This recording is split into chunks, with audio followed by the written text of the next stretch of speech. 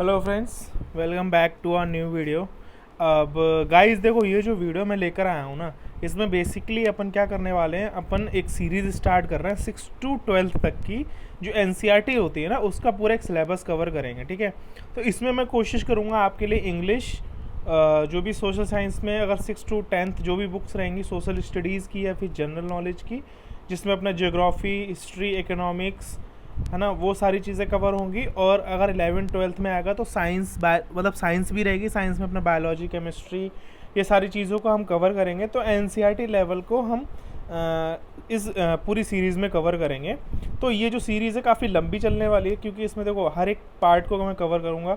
6 class की हो गई, 7th हो गई, 8th हो गई, इट्स मतलब 6 to 12th। ठीक है, तो जिससे क्या होगा कि अगर कोई भी बच्चा जो अपने 6 to 12th की पढ़ाई कर रहा है अगर क्लास के लिए, ठीक है, तो वो भी कर सकता है। और इवन जो कॉम्पिटिटिव लेवल एग्ज़ाम के लिए जिनके बेसिक्स, जिनको एकदम बेसिक से पढ़ना होता है, जैसे आईएएस आईपीएस में अगर प्रीलिम्स होते हैं, जो मेंस होते हैं, उनमें हर एक चीज़ को लेके मतलब बहुत अंदर जो एनसीईआरटी से मेन चीज़ें ज़्यादा कवर की जाती हैं। एक एक पेज से, एक एक टॉपिक से चीज़ों से क्वेश्चंस बनते हैं।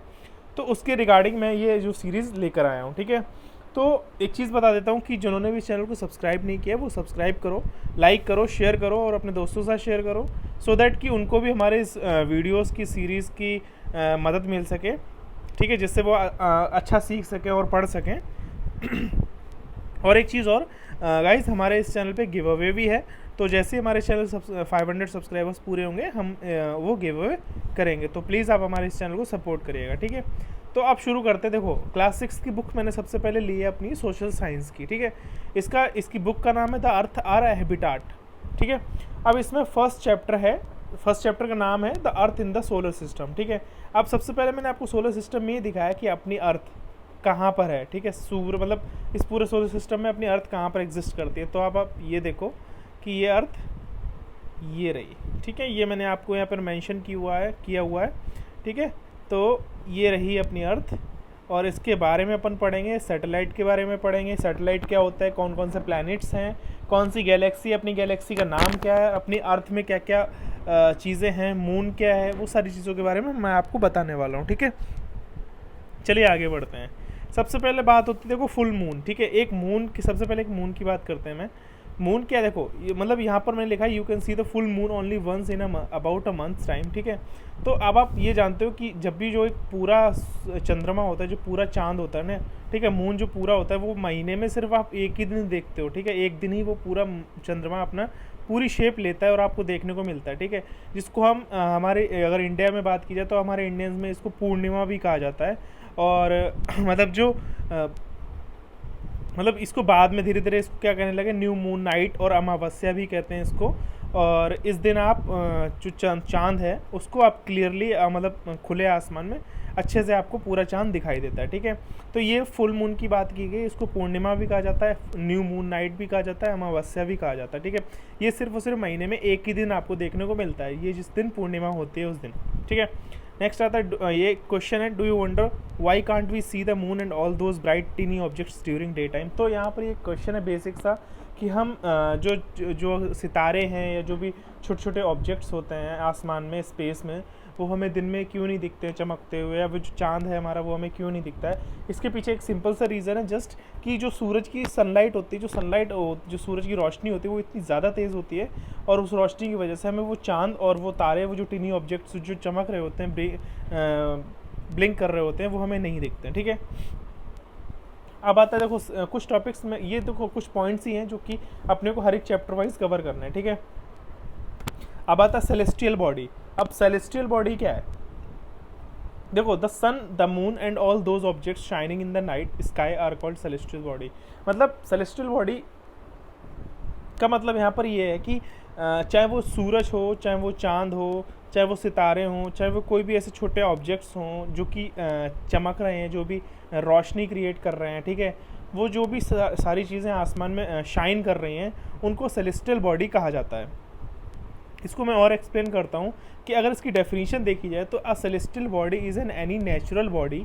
ठीक है, कोई भी एक ऐसी natural body outside of the अर्थ, यानी कि जो अर्थ से बाहर स्पेस में, इस एटमॉस्फेयर में कोई भी नेचुरल बॉडी जो अर्थ से बाहर है, ठीक है। जैसे कि एग्जाम्पल अगर वो चमक रही है यानी कि ठीक है एटमॉस्फेयर में शाइन कर रही है, easy example are the moon, sun and the other planets of a solar system, यानी कि कई ऐसे प्लैनेट्स भी होते हैं जो कि शाइन करते हैं, जो कि रोशनी क्रिएट करते हैं खुद की ओन लाइट, ठीक है। But those are very limited examples. जैसे कि यहाँ पर देखो कुछ एग्जाम्पल्स हैं द कुइपर बेल्ट, ठीक है, इसमें कंटेंस मैनी सेलेस्टियल बॉडीज़, मतलब कुइपर बेल्ट है एक जहाँ जिसमें सबसे ज़्यादा ऐसे बॉडीज़, ऐसे ऑब्जेक्ट्स, ऐसे आपको टिनी ऑब्जेक्ट्स मिल जाएंगे जो कि शाइन कर रहे हैं और ब्लिंक करते हैं, ठीक है। एनी एस्ट्रॉइड, कोई भी एस्ट्रॉइड हो सकता है, मेटेरॉइड्स हो सकते हैं, ठीक है। ये सब चीज़ें ना बहुत शाइन करती हैं, ब्राइट करती हैं, इनकी खुद की ओन लाइट होती है, ठीक है। तो ये सारी चीज़ एक सेलेस्टियल बॉडी है। एग्जाम्पल में और लेते हैं, लेट्स कवर, जैसे कि यहाँ पर एक आता है सीरस, ठीक है, the Kuiper belt, the asteroid Cruithne, Achernar and Apophis, ठीक है, अपोफिस, ठीक है। तो ये सारे एग्जाम्पल्स हैं जिसमें बहुत सारी ऑब्जेक्ट्स और bodies, celestial bodies available present होती हैं, ठीक है। जैसा कि मैंने आपको यहाँ पर एग्जांपल भी दिखाया है कि इस फोटो में आप देख सकते हो कि आसमान में देखो चांद भी चमक रहा है, ये सितारे भी चमक रहे हैं, बहुत सारे ऐसे ऐसे प्लैनेट्स में जो भी शाइन कर रहे हैं। तो ये जितने भी मतलब जितने भी मान लो आप कितने भी इनफाइनाइट, सबसे पहली चीज़ तो अपना स्पेस इनफाइनाइट है, तो उसमें इस अपने को जो भी अपने को अर्थ पे रह के जितनी भी चीज़ें आसमान में दिख रही हैं और जो चमक रही हैं रात के अंधेरे में, ठीक है, या फिर दिन में भी सूरज भी चमक रहा है, ठीक है, तो वो सारी चीज़ें, वो सब हर एक ऑब्जेक्ट, हर एक बॉडी सेलेस्टियल बॉडी है, ठीक है। फिर आता some celestial bodies are very big and hot, मतलब कुछ ऐसी सेलेस्टियल बॉडी जो कि बहुत बड़ी हैं और बहुत गर्म भी हैं। They are made up of gases, मतलब वो गैसेस से बनी होती हैं, एक मतलब कई तरह की गैसेस का मिक्सचर होता है। दे हैव देयर, और उनकी खुद की हीट और खुद की लाइट होती है, ठीक है, और वो एक लार्ज अमाउंट में एमिट करती हैं। Even example the celestial bodies are also called stars, मतलब जो सेलेस्टियल बॉडी है उनको हम स्टार्स कहते हैं। Obviously the sun is a star, सूरज भी एक सितारा ही है, मतलब कहीं ना कहीं देखो वो भी क्या है, सूरज क्या है, सूरज एक बड़ी बॉडी है, एक ह्यूज अमाउंट में एक बड़ा ऑब्जेक्ट है, ठीक है, जिसमें जो कि गैसेस से बना हुआ है, ठीक है, उसकी खुद की ओन हीट भी है, मतलब वहाँ पे हीट भी अवेलेबल है और लाइट भी अवेलेबल है, और वो एक लार्ज अमाउंट में हीट और लाइट एमिट करता है, वो भी एक कहीं ना कहीं स्टार है, ठीक है। तो सेलेस्टियल बॉडी को हम क्या स्टार कहते हैं, तो सन भी एक स्टार हुआ। तो इस तरह से सेलेस्टियल बॉडी को यहाँ डिफाइन किया गया है। यहाँ पर देखो मैंने ये फ़ोटोज़ लगाई हुई हैं। सबसे पहले तो आप ये देखो कि इसमें देखो, इसमें ठीक है, ये जितने भी रोशनी हो रही है आप देख रहे हो, वो लड़का खड़ा हुआ है और वो आसमान की तरफ अगर देख रहा है तो उसको चांद, उसको सितारे, टिनी ऑब्जेक्ट्स, हर एक चीज़ देखने को मिल रही है। तो वो सारी एक सेलेस्टियल बॉडी है। इवन कुइपर बेल्ट, इसमें देखो जैसे कि मैंने यहाँ पर बताया था, कुइपर बेल्ट मतलब कुइपर बेल्ट क्या है, Kuiper belt contains many celestial bodies, ठीक है। तो अब आप ये देखो कि कुइपर बेल्ट है ये, ठीक है, एक सेकेंड गाइस,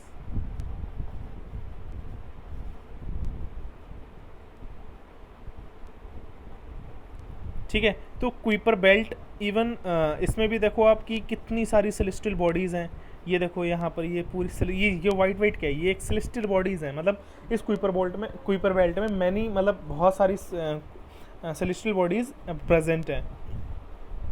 इवन मैंने आपको यहाँ पर सीरस का एग्जांपल भी दिया था, ठीक है। उसके बाद प्लूटो हो गया, कैरॉन हो गया, ये सारी चीज़ें ये सेलेस्टियल बॉडीज़ हैं।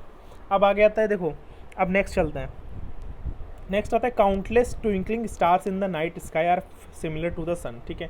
इवन जो ट्विंकलिंग स्टार्स हैं, जो अनगिनत सितारे हैं आसमान में और रात के अंधेरे में, वो सब एक सिमिलर हैं सूरज की तरह, ठीक है। But we do not feel their heat और लाइट। लेकिन जैसे ये सूरज मतलब वो सिमिलर हैं सूरज की तरह, ये तो बात ठीक है, लेकिन जो रात के अंधेरे में जो सितारे, चंद्रमा, चांद, वो सारी चीज़ें हैं, उनकी खुद की उनमें हीट नहीं होती है, ठीक है। वो मतलब ब्लिंक तो कर रहे हैं, हीट नहीं है, और बहुत छोटे हैं। उनसे हम बहुत कई ऐसे ऑब्जेक्ट्स भी होते हैं जो कि हीट प्रोड्यूस नहीं करते हैं और वो बहुत छोटे होते हैं, हमें नहीं दिखते हैं अपनी आँखों से। And they look so tiny because they are very very far from us, मतलब बिल्कुल वो हमसे बहुत दूर होते हैं और वो हमें नहीं दिखते हैं, ठीक है। कॉन्स्टलेशन देखो, कॉन्स्टलेशन का मैं यहाँ डिफाइन करता हूँ। While watching the night sky you may notice various patterns formed by different group of stars, ठीक है। तो यहाँ पर कॉन्स्टलेशन क्या है, कॉन्स्टलेशन क्या है कि कुछ जैसे आपने बचपन में अपनी नानी से या आपने कभी छत पे अगर आप लेटे हो तो आप ये देखते होगे कि कभी कभी हम एक तारे को दूसरे तारे से जोड़ते हैं, दूसरे को तीसरे जोड़ते हैं, फिर अपन ये देखते हैं कि यार ये भालू बन गया, ये डॉग बन गया, ये खरगोश बन गया, ये मेरा चेहरा है, ये स्माइली है। तो इस तरह से हम तारों को कनेक्ट करके ना एक स्ट्रक्चर डिफाइन करते हैं, ठीक है। जैसे दोस्तों के साथ, अपने भाई बहनों के साथ जब लेटते हैं, तो सेम उसी तरह कॉन्स्टलेशन क्या है कि जब भी हम आसमान की तरफ देखते हैं रात के अंधेरे में, रात में हम जब आसमान की तरफ देखते हैं तो हम वेरियस पैटर्न्स, मतलब स्टार्स से बने हुए कई सारे ऐसे पैटर्न्स हैं डिफरेंट ग्रुप ऑफ स्टार्स से, मतलब हम वहाँ पर पैटर्न्स बने देखते हैं, ठीक है। तो वहीं पर सेम जैसे उर्सा मेजर और big bear is one such constellation. तो बिग बियर एक कॉन्स्टलेशन है, उर्सा मेजर भी एक कॉन्स्टलेशन है, ठीक है। One of the most easily एक जो मतलब जो ईजिली रिकॉग्नाइज किया जाता है कॉन्स्टलेशन, उसका नाम है सप्तऋषि, ठीक है। सप्तऋषि क्या है? सप्त मीन्स 7, ऋषि मीन्स सेजेस। तो 7 सेजेस यानी कि 7 स्टार्स से, 7 स्टार्स के ग्रुप से एक कॉन्स्टलेशन बनता है, ठीक है। उसका 10 forms a part of Ursa Major constellation, और वो जो सप्तऋषि है वो एक पार्ट है उर्सा मेजर कॉन्स्टलेशन का, ठीक है। तो यहाँ पर ये बताया गया कि सप्तऋषि जो मेजर इजीली रिकॉग्नाइजेबल कॉन्स्टलेशन है वो सप्तऋषि है, ठीक है। और जो पुराने ज़माने में, उसमें पुराने ज़माने में लोग सप्तऋषि को क्या कहते थे, पुराने ज़माने में अगर किसी को कोई भी डायरेक्शन पता करनी होती है, जैसे कई पहले वो नहीं था, क्या बोलते हैं, मैग्नीट्यूड, जो मैग्नेट होता है नॉर्थ, जिसमें नॉर्थ साउथ डायरेक्शन डिटेक्ट की जाती है, ठीक है, उस टाइम। या फिर मैप नहीं होते थे, बहुत सारी चीज़ें नहीं होती थी, मोबाइल नहीं होते थे, टेक्नोलॉजी नहीं थी, तो लोग क्या करते थे कि डायरेक्शन कैसे पता करते थे? अगर वहीं कहीं जंगल में जा रहे हैं या फिर वो कहीं पर जा रहे हैं तो वो किसी भी चीज़ की डायरेक्शन कैसे डिटेक्ट करते थे? तो वो तारों से अपनी डायरेक्शन पता करते थे। इवन जैसे कि यहाँ पर ये चीज़ बताई गई है कि जो नॉर्थ स्टार है ना, एक आसमान में नॉर्थ स्टार है जिसको हम पोल स्टार भी कहते हैं, ठीक है।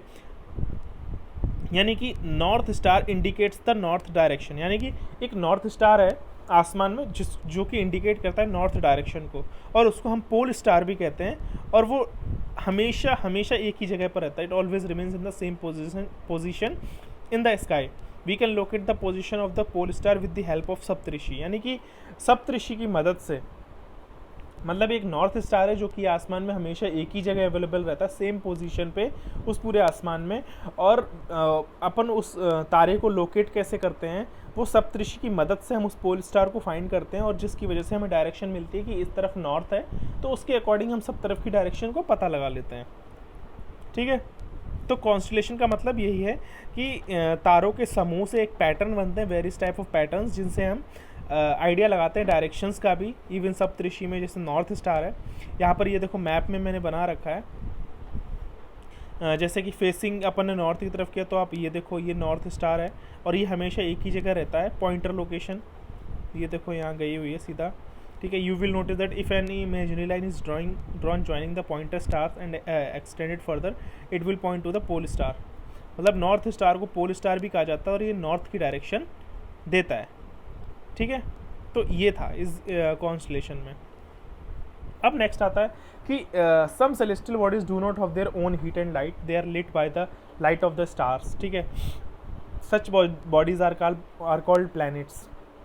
मतलब जैसा कि मैंने आपको ये बताया था कि कई ऐसी सेलेस्टियल बॉडीज़ होती है जिनकी खुद की हीट और खुद में हीट नहीं होती, उनकी खुद की लाइट नहीं होती है, तो they are lit by the light of the stars. मतलब वो क्या करते हैं, वो सेलेस्टियल बॉडीज़ क्या करते हैं, जैसे मान लो कोई भी पत्थर है, कोई भी ऑब्जेक्ट है, अगर वो किसी सितारे के पास है, किसी चांद के पास है, और उसकी रोशनी की वजह से वो सेलेस्टियल यानी कि वो ऑब्जेक्ट अगर शाइन कर रहा है, ठीक है, तो उनको हम प्लैनेट्स कहते हैं। Such bodies are called planets. Even the अब ये प्लैनेट वर्ड कहाँ से है? ये प्लैनेट वर्ड आया है, ग्रीक वर्ड है, ठीक है, जिसका मतलब है प्लैनेटाई, which means wanderers. The earth on which we live is the planet, यानी कि जो अपनी अर्थ है उसको, वो भी एक प्लैनेट है।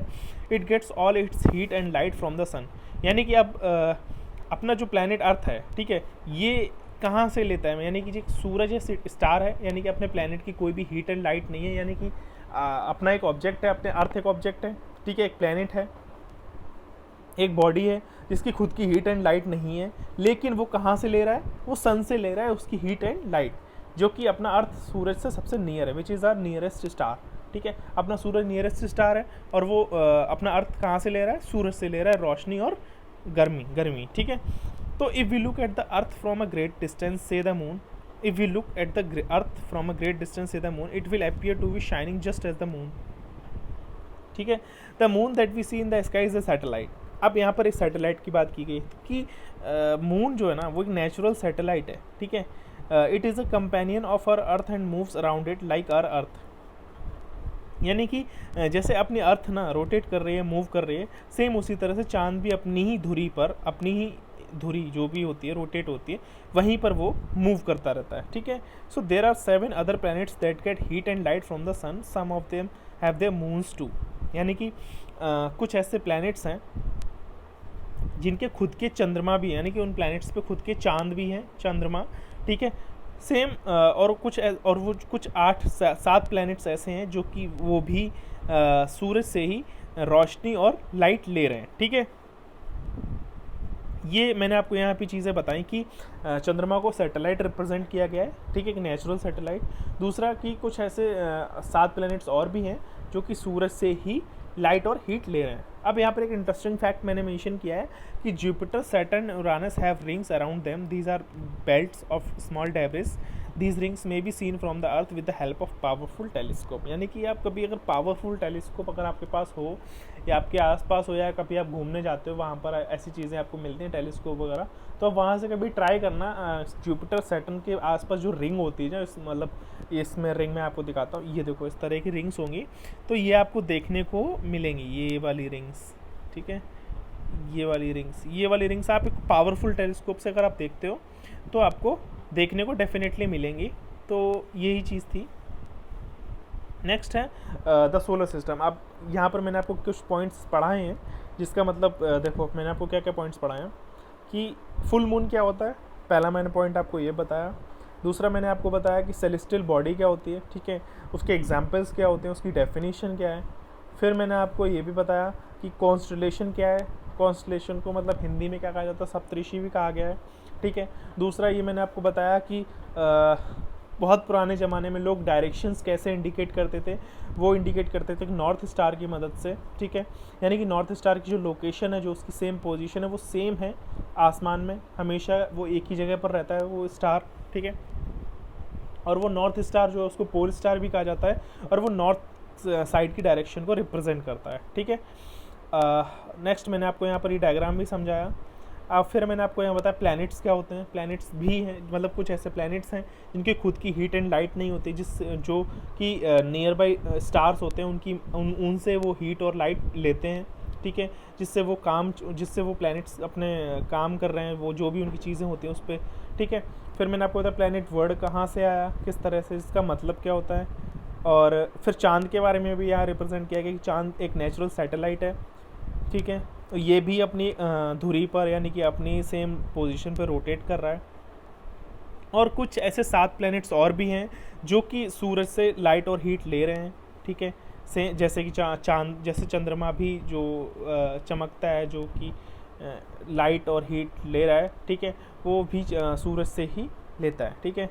अब आता है इंटरेस्टिंग फैक्ट। यहाँ पर मैंने आपको ये बताया, अगर आप एक हाईली पावरफुल टेलीस्कोप से अगर आप आसमान की तरफ देखते हो तो आप जुपिटर, सैटर्न, यूरानस की जो रिंग्स हैं उनको भी आप देख सकते हो, अगर आपको देखने को मिल सकती हैं, ठीक है। यहाँ पर मैंने आपको एग्जांपल्स भी दिए किस तरह की जो रिंग्स हैं उन प्लैनेट्स के आसपास की, वो आप देख सकते हो, ठीक है। फिर नेक्स्ट आता है तो सोलर सिस्टम। अब सोलर सिस्टम क्या है? सोलर सिस्टम में एक 8 प्लैनेट्स हैं, ठीक है, जिसमें सन इंक्लूड है, the sun, 8 planets, satellites and some other celestial bodies known as asteroids, meteoroids from the solar system, यानी कि 8 प्लैनेट्स, सूरज, एस्ट्रॉइड्स, मेटेरॉइड्स, इन सब का कॉम्बिनेशन एक सोलर सिस्टम है, ठीक है, जिसको हम सोलर फैमिली कहते हैं। और वो सारे के सारे क्या है, सन की तरफ अपना हेड किए हुए हैं, ठीक है। तो सोलर सिस्टम है, सोलर सिस्टम जस्ट एक फॉर्मेशन है जिसमें कि एस्ट्रॉइड्स, मेटेरॉइड्स, 8 प्लैनेट हो गए, सूरज हो गया, कुछ अदर सेलेस्टियल बॉडीज़ भी हो गई, उन सब का एक कॉम्बिनेशन है जो कि एक सोलर सिस्टम फॉर्म करता है, जिसको हम सोलर फैमिली भी कहते हैं। ये आप देख सकते हो। मरकरी हो गया, सबसे पहले आप ये देखो, sun, Mercury, Venus, Earth, Mars, asteroid belt, Ceres, Jupiter, Saturn, comets, Uranus, Neptune, Pluto, Eris, Kuiper belt. तो ये सारे प्लैनेट्स हैं और ये सारी चीज़ें मिलके एक सोलर सिस्टम फॉर्म करती हैं। अब अपन सबसे पहले इसमें पढ़ेंगे इस द सन को, ठीक है। इसको पढ़ने वाले हैं, हम पढ़ने वाले हैं सन के बारे में, ठीक है। सन के कुछ फैक्ट्स भी पढ़ेंगे और क्या पढ़ने वाले हैं, just give me a minute, हम पढ़ने वाले हैं द सन, ठीक है। तो द सन में क्या है, अब सन सबसे पहले आप ये देखो, सन के इंटरनल पार्ट्स की उसकी कोर है, the core lies in the heart of the sun and it's कुछ डिग्री सेल्सियस है इसका टेम्परेचर, जिसकी कोर है, जो उसका हार्ट है, यानी कि जो सूरज का हार्ट कहते हैं ना, इंटरनल कोर जो है वहाँ पर जो टेम्परेचर है वो कितना हाई है। The nuclear process known as hydrogen fusion, यहाँ पर देखो, यहाँ पर मैं पढ़ रहा हूँ, the nuclear process known as hydrogen fusion occurs, यानी हाइड्रोजन फ्यूज़न अकर होता है इसकी कोर में। During hydrogen fusion hydrogen combined to form one helium nucleus releasing tremendous amount of energy, यानी कि 4 हाइड्रोजन मिलके एक हीलियम प्लस एनर्जी रिलीज़ करते हैं, थिंक हाइड्रोजन बॉम्ब। उसके बाद आप ऊपर वाले इसमें फिगर में देखो, core where nuclear fusion occurs, radiation zone, convention zone, photosphere, ठीक है, chromosphere, corona, upper most part of the atmosphere millions of miles thick. तो यहाँ पर मैंने कुछ चीज़ें और लिखी हुई हैं, आप इनको ध्यान देना। The sun is the centre of the solar system, कि सन जो है ना वो सोलर सिस्टम का सेंटर है, ठीक है। आप यहाँ पर देखो सेंटर है, उसके बाद आसपास वो सारी चीज़ें हैं रोटेट कर रही हैं अपनी ऑर्बिट में, बट सन जो है centre of the solar system, और ये एक huge and made up of extremely hot gases से बना हुआ है, ठीक है। एक बहुत बड़ी अमाउंट, ये बहुत एक बड़ा है, इसका जो साइज़ है वो बहुत बड़ा है, और ये कई ऐसी मिक्सचर ऑफ गैसेस से ये फॉर्म किया हुआ है, हॉट गैसेस से। और it provides the pulling force that binds the solar system, और ये ऐसा पुलिंग फोर्स, यानी कि पुलिंग फोर्स है जो कि पूरे सोलर सिस्टम में जो भी जितने भी प्लैनेट्स हैं, जितने भी एस्ट्रॉइड्स, मेटेरॉइड्स, सेलेस्टियल बॉडीज़, इन सबको ना अपनी तरफ अट्रैक्ट करके एक धुरी में, एक ऑर्बिट में रोटेट करवा रहा है, और ये सब चीज़ों को होल्ड, पूरी गैलेक्सी मतलब पूरे सोलर सिस्टम को होल्ड करके रोके हुए है, ठीक है। एक पुलिंग एक फोर्स है, ठीक है। The sun is the ultimate source of heat and light for the solar system, और जो सूरज है वो लाइट और हीट प्रोड्यूस करने का एक अल्टीमेट सोर्स है, और वो हर एक प्लैनेट को अपना जिसको भी नीड है वहाँ पर वो अपनी हीट और लाइट को पहुँचा रहा है, और वो एक अच्छे अमाउंट में हीट प्रोड्यूस करता है। Heat is not felt so much by us because despite being our nearest star is it far away from us, ठीक है। The sun is about 150 million kilometre away from the earth, कम से कम 150 million kilometre अपनी अर्थ से दूर है सूरज, और सूरज का डायमीटर जो है वो 8,64,000 माइल्स है, यानी कि 109 times the size of the अर्थ, यानी कि अर्थ का जो भी साइज़ है उसके 109 टाइम्स बड़ा है, ठीक है, सूरज। और फिर आता है कुछ क्वेश्चंस हैं, जैसे कुछ फैक्ट्स हैं, कुछ चीज़ें हैं। Does the sun have another name, जैसे कि while our sun does not have any official scientific name, जैसे कि अपने यहाँ पे नहीं, इसको सन को सन ही बोला जाता है, इसको कोई ऐसा साइंटिफिक ऑफिशियल नेम नहीं है। It does have another common name sol, ठीक है, इसका एक कॉमन नेम सोल है। This name originate from ancient Roman god of the sun sol. This alternate name is where we get the term solar system which literally means system of the sun, ठीक है। Word origin, यानी कि इस word का इसका origin कहाँ से, many word used in a language में have been taken from some other language geography, ठीक है। For example in an English word it is origin in Greek which relates to the description of the earth. It is made of 2 Greek words, जी means earth and ग्राफिया means writing, ठीक है। तो आप यहाँ पर देखो, geology study of the earth, geometry measurement of the earth, geoid resembling the shape of form of the earth, ठीक है। तो एक चीज़ और मैं आपको आगे बताऊंगा, ठीक है।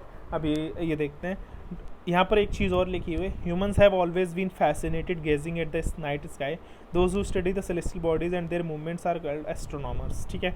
तो जो भी सेलेस्टियल बॉडीज़ के ऊपर स्टडी कर रहे हैं, कई लोग ऐसे इंसान जो है ना स्पेस की तरफ हमेशा अट्रैक्ट रहा है, जो एस्ट्रोनॉमर्स हैं, कई लोग जो स्पेस की तरफ फैसिनेटेड हैं, वो इन सब चीज़ों के ऊपर पढ़ाई करते रहते हैं, काम करते रहते हैं, उनको एस्ट्रोनॉमर्स कहा जाता है।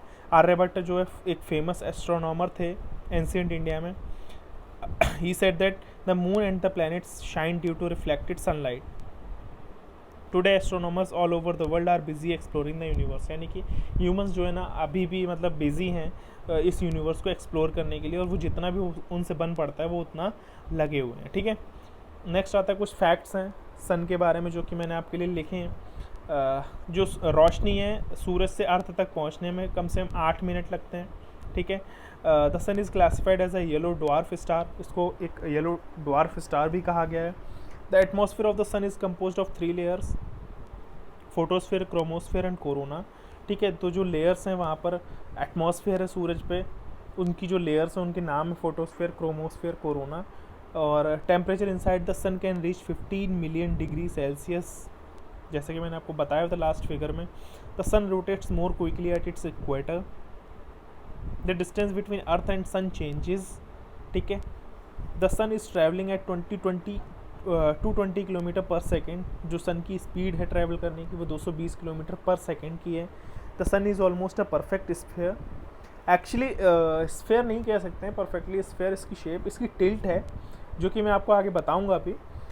द सन अकाउंट्स ऑफ 99.86% इसका जो मास है, मतलब जो वेट है, जो एक्चुअल मास जो उसका वज़न है। ठीक है, अपने जो सोलर सिस्टम है उसके 99.86% ही इसी का ही हिस्सा है, बाकी सोलर और भी चीज़ें काउंट होती हैं। ठीक है, the energy created by the sun's core is nuclear fusion. ठीक है, उसकी कोर में जो सन की कोर है, जो उसका हार्ट कहा गया है, उसमें न्यूक्लियर फ्यूज़न होता है। फिर आता है प्लैनेट्स के बारे में। अब प्लैनेट्स क्या हैं? प्लैनेट्स देखो यहाँ पर मैं लिखे गए mercury, Venus, Earth, Mars, Jupiter, Saturn, Uranus and Neptune, यानी कि 1 2 3 4 5 6 7 8 प्लैनेट्स हैं। ठीक है, अपने सोलर सिस्टम में 8 प्लैनेट्स हैं। अब इनका जो सीक्वेंस है वो यही है, क्योंकि सन से पहला जो इनका स्टार्ट होता है मरकरी आता है, फिर वीनस, फिर अर्थ, फिर Mars, Jupiter, Saturn, Uranus and Neptune, यानी कि अपना अर्थ जो है वो तीसरे नंबर पे है। यहाँ पे मैंने सीक्वेंस वाइज लगा रखे हैं इनका डायग्राम, आप देख सकते हो कि मरकरी कैसा दिखता है, वीनस कैसा दिखता है, अर्थ कैसा है, मार्स कैसा है, जुपिटर, सैटर्न, यूरानस, और ये सारे आप इनके देख सकते हो। सबसे मुझे सुंदर लगा है, मतलब सबसे अट्रैक्टिव जो लगा है यूरानस और नेपट्यून, इनके जो कलरफुल है, इनकी जो अगर वो वहाँ पर गैसेस का जो मिक्सचर उसके देखने के बाद अगर उनकी पिक्चर ऐसी हैं तो रियली मुझे बहुत पसंद है। ठीक है, तो अब इनको याद कैसे रखना है, यानी कि इनको सीक्वेंस वाइज याद कैसे रखना है, तो यहाँ पर एक है तब my very efficient mother just served us nuts. ठीक है, तो यहाँ पर मैंने हर वर्ड का फर्स्ट लेटर देखिए, माई यानी कि मरकरी, वेरी यानी कि वीनस, एफिशिएंट यानी अर्थ, मदर यानी कि मार्स, जस्ट यानी जुपिटर, सर्व्ड यानी सैटर्न, अस माने यूरानस, और नट्स मीन्स नेपट्यून। तो my very efficient mother just served us nuts. ठीक है, तो इस तरह से आप याद कर सकते हो। अब आता है नेक्स्ट कि all the 8 planets of the solar system move around the sun in fixed path, यानी कि जो भी 8 के 8 प्लैनेट हैं वो सोलर सिस्टम में सन के अराउंड अपनी ऑर्बिट में फिक्स्ड पाथ में रोटेट कर रहे हैं। ठीक है, दीज पाथ्स आर एलोंगेटेड, यानी कि ये बहुत लंबे पाथ हैं, इनमें मतलब बहुत बड़ा ऑर्बिट है। ठीक है, दे आर कॉल्ड ऑर्बिट्स, यानी कि इनको ऑर्बिट कहा जाता है। Mercury is the nearest to the sun, यानी कि जैसा कि मैंने आपको इसमें बताया कि मरकरी सूरज के सबसे पास में है, और ये कम से कम 88 days, it takes only about 88 days to complete 1 round along its orbit, यानी कि 88 दिन लेती है उस सूरज के पूरे चक्कर को कवर करने में, जैसे कि अपनी अर्थ लेती है 365 डेज़ के अराउंड। ठीक है, तो ये अपना टाइम लेती है, हर किसी प्लैनेट की अपनी एक डिस्टेंस है जो कि वो अपने डेज़ के अकॉर्डिंग कवर अप करती है। फिर आता है Venus. Venus is considered the earth twin, यानी कि वीनस को लगभग अर्थ का हमशक्ल कहा गया है, क्योंकि उसकी जो शेप और उसका जो साइज है वो सिमिलर है अर्थ की तरह। ठीक है, टिल रिसेंटली अगस्त 2006 में प्लूटो को भी कंसीडर किया गया था प्लैनेट की काउंटिंग में प्लूटो को भी ऐड किया गया था इन a meeting of international astronomical, यानी कि जो मीटिंग होती है, जो बड़े बड़े साइंटिस्ट होते हैं अपने इंटरनेशनल एस्ट्रोनॉमिकल यूनियन है, उन्होंने डिसीजन में प्लूटो को भी एक प्लैनेट कहा था। ठीक है, that Pluto like other celestial object serious discovered in recent past may be called 313 dwarf planets, यानी कि इस चीज़ का डिस्कशन भी हुआ था कि प्लूटो को भी प्लैनेट में ऐड किया जाए। ठीक है, फिर आता है अपन, देखो अब अपन ने यहाँ पर क्या क्या पढ़ाया मैंने आपको। सबसे पहले मैंने आपको सूरज के बारे में पढ़ाया कि सूरज की क्या क्या चीज़ें हैं, उससे क्या क्या वो काम है, क्या किस तरह से फैक्ट्स हैं, कितना डिस्टेंस है, कितना डायमीटर है, कितना अर्थ से कितना दूर है, सूरज की रोशनी धरती पर आने में कितना टाइम लगता है, वो सारी चीज़ें हैं। फिर मैंने आपको कुछ फैक्ट्स भी बताए, फिर मैंने सूरज के कुछ फैक्ट्स बताया आपको। फिर प्लैनेट्स कितने हैं, उनके सीक्वेंस क्या है, उनको याद कैसे रखना है, वो सारी चीज़ें बताई। और फिर ये सारी चीज़ें कवर हुई। फिर अपना आया अर्थ, ठीक है। अब अपना अर्थ के बारे में पढ़ते हैं। देखो मरकरी वीनस के बारे में मैंने आपको बता ही दिया कि वीनस ट्विंस कहा गया है, मरकरी सबसे क्लोजेस्ट स्टार है सन के, ठीक है। फिर अपना तो थर्ड नंबर पे है अर्थ। तो अर्थ जो है ना अपना थर्ड नंबर पे है, third nearest planet to the sun, ठीक है। In size it is the fifth largest planet, ठीक है। इट इज़ स्लाइटली फ्लैटेड, यानी कि फ्लैटेड है मतलब एग्जैक्ट अपना जो आपने कई बार प्रिंसिपल के ऑफिस में ग्लोब रखा देखा होगा, या फिर अपने किसी भी गवर्नमेंट ऑफिस में आपने ग्लोब रखा देखा होगा, तो जब वो ग्लोब रखा होता है ना तो कुछ इस तरह से होता है। मतलब आप अगर ये देखो ना, यहाँ पर मैं आपको बताता हूँ, अगर आप बात करो ना तो आपने यहाँ पर क्या बोलते हैं, नीचे इस तरह से लगा देखा होगा और उसके बाद इस तरह से लगा देखा होगा, यानी कि टिल्ट है। अब ये रोटेट होता है ना तो इस तरह से रोटेट होता है, ठीक है। तो टिल्ट होने की वजह से ही इसमें बहुत सारे, इसके पीछे बहुत सारे रीजंस हैं जिसको मैं आपको बताने वाला हूँ। अब आप आगे देखो, सबसे पहले कि अपनी जो अर्थ है उसकी शेप को क्या कहा गया है, जियोइड, ठीक है। तो सबसे पहले आपसे कोई ये पूछे कि अपनी अर्थ की शेप क्या है तो आप उसको जियोइड नाम बताओगे, और ये साइंटिस्ट ने नाम रखा है, ठीक है। अब अर्थ क्या है, अर्थ में मतलब एक फेवरेबल कंडीशंस हैं जहाँ पर लाइफ प्रेजेंट है, और ये किसी भी प्लेनेट पर नहीं पाएगी अभी तक लाइफ, क्योंकि यहाँ पर देखो ये जो अर्थ है ना ही बहुत ज़्यादा गर्म है ना ही बहुत ज़्यादा ठंडी है, ठीक है। यहाँ पर हवा है, यहाँ पर पानी है, और ये एसेंशियल है एक सर्वाइवल के लिए, एक लाइफ होने के लिए, एक जीवन जीने के लिए, ठीक है। जो भी नीड्स हैं वो सारी चीज़ें हैं। और यहाँ पर सपोर्टिंग गैसेस भी हैं, life supporting gases like oxygen available है, ठीक है। तो इन सारी रीजंस की वजह से अर्थ को एक यूनिक प्लेनेट भी कहा गया सोलर सिस्टम में, ठीक है। क्योंकि अपने सोलर सिस्टम में और किसी भी प्लेनेट पे इस तरह की फेवरेबल कंडीशंस नहीं हैं, इसलिए यूनिक प्लेनेट किस लिए कहा गया अपने अर्थ को, क्योंकि यहाँ पर सब लाइफ सपोर्टिंग गैसेस अवेलेबल हैं। अपना जो प्लेनेट है वो, अपनी जो अर्थ है वो ना ही ज़्यादा गर्म ना ही ज़्यादा ठंडी है, यहाँ पर हवा है, पानी है, इन सब चीज़ों की वजह से अपनी अर्थ को यूनिक प्लेनेट कहा गया है। From the outer space the earth appears blue. अब ये अपनी अर्थ जो है ना बाहर, अगर आप चांद से देखते हो, अगर आप किसी और प्लेनेट से देखते हो, किसी भी ऐसी सेलेस्टियल बॉडी से अपनी अर्थ को अगर आप देखते हो तो आपको नीली दिखेगी। नीली दिखने के पीछे का कारण ये है क्योंकि अपनी अर्थ पे जो 1/3 सरफेस है ना वो पानी से कवर्ड है, यानी कि आप मान लो 1/3 क्या है, ये हिस्सा है ना, तो अब आप इसमें ना क्या बोलते हैं, ये पूरा पानी से भरा है। अपनी जो अर्थ है ना, यानी कि जो जिस पे ह्यूमन बींग्स, जिस पे जीवन है, जिस पे लाइफ है, जिस पे पेड़ पौधे हैं, जीव जंतु हैं, वो सब के सब इस हिस्से पे रहते हैं, ठीक है। तो वो सब के सब इस हिस्से में रहते हैं, इस पे, यानी कि 1/3 हिस्सा ना पानी से भरा हुआ है और 4th हिस्से पे अपन पूरी लाइफ अवेलेबल है, प्रेजेंट है। तो इस वजह से अपनी जो अर्थ है ना वो ब्लू दिखती है, ठीक है। अब देखो यहाँ पर ये अपने अर्थ के अंदर का हिस्सा है, यहाँ पर आप ये देखो ये अर्थ है, ठीक है। अगर इसके अंदर जाओगे तो आपको इसको मेंटल होता है, ठीक है, सॉरी ये क्रस्ट है, ठीक है, ये मेंटल है, ये कोर है, ठीक है। अब ये सब चीज़ों के बारे में अगर आप मेंटल, कोर के बारे में, क्रस्ट के बारे में पढ़ना चाहते हो तो आप हमारे इस प्लेलिस्ट को चेकआउट कर सकते हो। यहाँ पर मैंने प्लैनेट्स, अपनी जो अर्थ है उसको बहुत डीपली पढ़ाया हुआ है। जैसे कि आप यहाँ पर टॉपिक्स देख सकते हो, basics of earth, latitude, longitude, interior of earth. तो इन सब चीज़ों को मैंने बहुत ज़्यादा डीपली पढ़ाया हुआ। तो आप इस प्लेलिस्ट को प्लीज़ चेकआउट करिए, इसका लिंक मैं डिस्क्रिप्शन में आपको दे दूँगा। आप प्लीज़ एक बार चेकआउट करिएगा अगर आपको इंटीरियर ऑफ अर्थ के बारे में पढ़ना है, ठीक है, कि मेंटल क्या है, कोर क्या है, क्योंकि वहाँ से क्वेश्चंस बनते हैं यूपीएससी में। आपको एनडीए, सीडीएस, एफकेट, सीएपीएफ में वहाँ पर आपको क्वेश्चंस डेफिनेटली मिलेंगे। इवन अभी सीएपीएफ में एक क्वेश्चन आया भी था अर्थ से, जैसे कि मेंटल के बारे में, कि मेंटल क्या है, ठीक है। तो इन सब चीज़ों से वहाँ से क्वेश्चन होता है। आप प्लीज़ इस प्लेलिस्ट को चेकआउट डेफिनेटली करिएगा, इसका लिंक मैं डिस्क्रिप्शन में दे दूँगा आपको। अब एक फैक्ट है यहाँ पर कि जो लाइट की स्पीड है ना, लाइट की स्पीड क्या है आपको भी पता होगी obviously, 3 × 10⁻⁻⁴ power 8 kilometre per second, ठीक है, किलोमीटर पर सेकेंड, ठीक है। तो अब आप यहाँ पर ये देखो कि 3 लाख किलोमीटर पर सेकेंड जो लाइट की स्पीड है ना, yet even with this speed the light of the sun takes about, यानी कि इस स्पीड से जब लाइट ट्रेवल कर रही है सूरज से अर्थ तक के लिए, तब भी कम से कम 8 मिनट ले रही है। तो आप ये फैक्ट देखो, ठीक है, ये आपको इंटरेस्टिंग लगेगा, इंटरेस्टिंग फैक्ट है एक्चुअली, ठीक है, कि इतनी स्पीड से लाइट ट्रैवल करते फिर भी 8 मिनट लगते हैं सूरज से धरती पर रोशनी आने में। अब आता है मून के बारे में। मून क्या है? देखो, मून को एक नेचुरल सैटेलाइट बताया गया है, ठीक है, एक्चुअली वो है नेचुरल सैटेलाइट, और इसका जो डायमीटर है वो ओनली 1/4 दैट ऑफ द अर्थ, यानी कि 1/4 क्या है, यानी कि एक हिस्सा है, एक हिस्से के साइज़ के बराबर चांद के जो साइज़ है, डायमीटर है अर्थ का अगर एक हिस्सा लें, 1 पार्ट लें, 1/4 पार्ट लें तो, ठीक है। It appear so big because it is a near to our planet, यानी कि अपने जो अर्थ है उसके काफ़ी ज़्यादा करीब है, इसलिए अपने को काफ़ी बड़ा दिखता है। और ये भी एक दूसरी सेलेस्टियल बॉडीज़ की तरह ही है। और ये जो अपनी अर्थ से कम 3,84,400 किलोमीटर दूर है।